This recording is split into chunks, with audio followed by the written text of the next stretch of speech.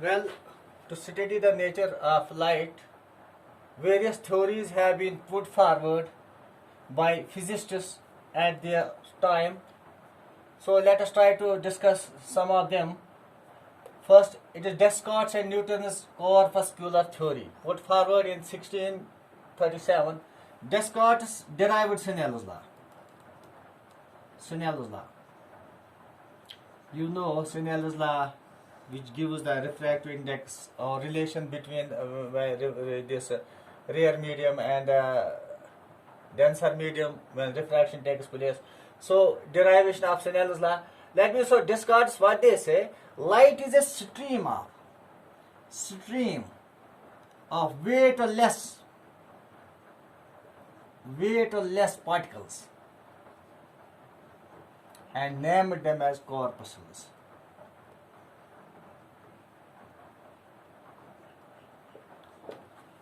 These corpuscles are massless, and this Descartes and Newton proved the laws of refraction,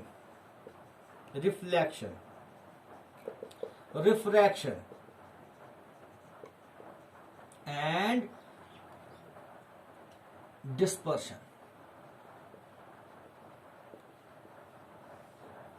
According to Newton, this dispersion are various colors of light. Various colors of light are because the size of the particles, which we call as corpuscles. So the dispersion means splitting of white light into different colors. We say the 7 colors or the band of visible colors we give, and according to this Newton's, these colors depend, or the different colors of light are because of different sizes of corpuscles.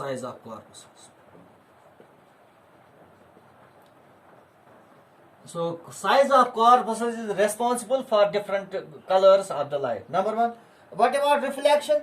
According to their theory, reflection is because of the force of repulsion between the reflecting surface and these corpuscles. Force of this reflection is because of the force of repulsion between the atoms of the refracting surface and the corpuscle.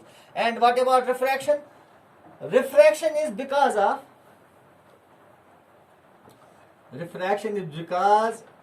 since refraction occurs at the interface, so it is because of mutual force of attraction. Reflection because of force of repulsion,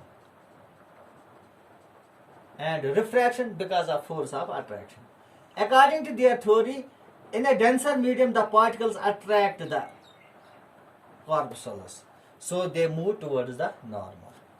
They attract, and hence the light travels with a greater speed than in the rare medium. So according to their theory, this refraction is because of force of attraction, mutual force of attraction, and the speed of light, is greater. Speed is greater in denser medium than in rare medium, because of the force of attraction due to these particles in the denser medium.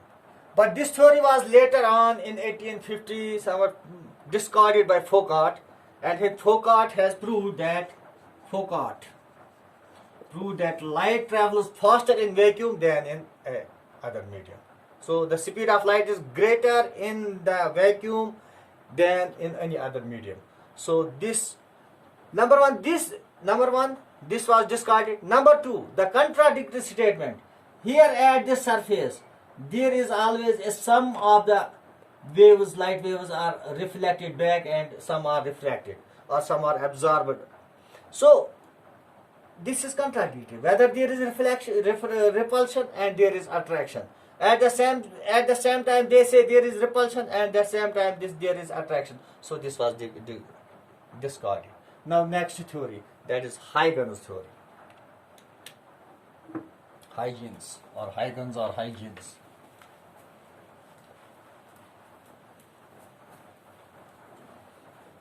To be brief, because of time.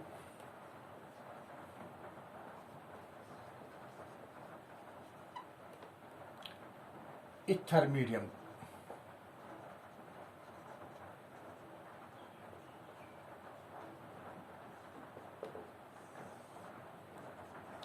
According to Huygens, light is a periodic disturbance.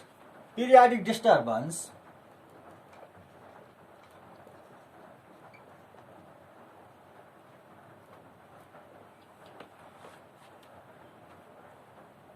according to Huygens, ether medium theory, it's a periodic disturbance transmitted from one place to another through a medium, which they call as luminiferous medium, luminiferous medium, or simply ether, luminiferous ether, or simply ether medium. They say whole of the space is filled with this ether, whole the space, including vacuum, is filled with ether,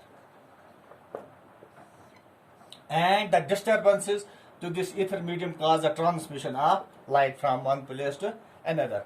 This theory helped to solve the problem. They showed how polarization. This theory was this theory was accepted because soon after Huygens gave the concept, this theory was soon after this Huygens gave the concept